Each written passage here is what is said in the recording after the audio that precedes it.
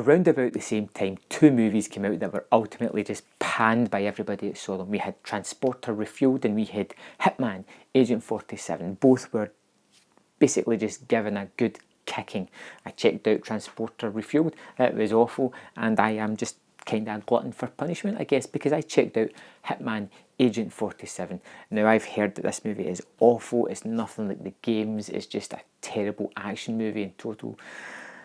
I haven't played the games, so I'm not carrying any of that baggage into the movie. I know it's going to be a pretty rubbish storyline, so I'm just going to check it out, have a laugh at it, and see how much fun I can poke at it. And it turns out that I kind of enjoyed this movie for what it was.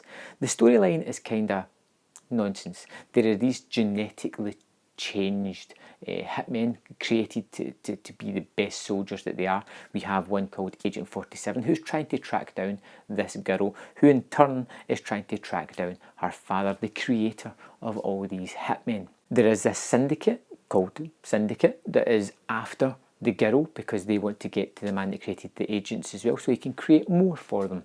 And you have this agent trying to help the girl find her father and stay away from the syndicate. It's nonsense. It's pulpy nonsense. I don't really know how else to explain it. The storyline in this movie is utter tosh, complete nonsense. Things don't make sense.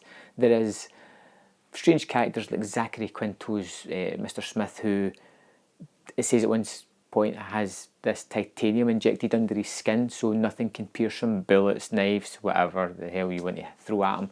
It's just not going to damage him whatsoever. It's crazy. It's crazy. It's ludicrous. It's not really any point to it. But what I did find myself drawn towards was the level of violence in the movie. It is over the top. People's heads get blown out constantly, blown off.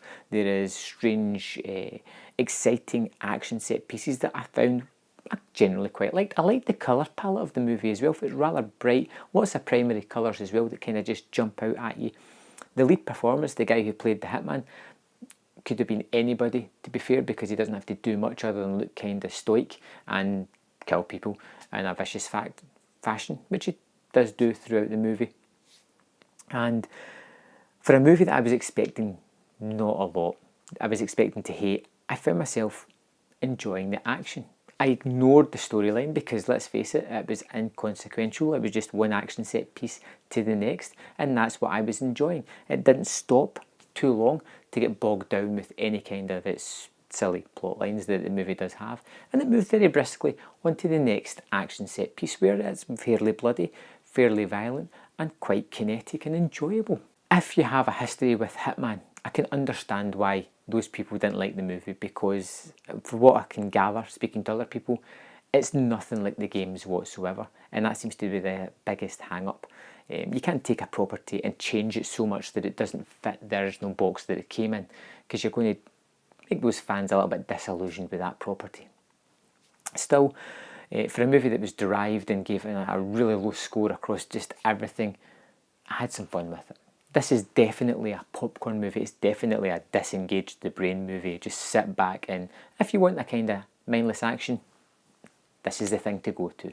I gave Hitman Agent 47 2.5 out of 5. It falls right in the middle of just average for me. You know, the storyline, nonsense, the action, decent. Not fantastic, but good enough. And yeah, not really too much more to say about Agent 47, to be fair. Have you seen it?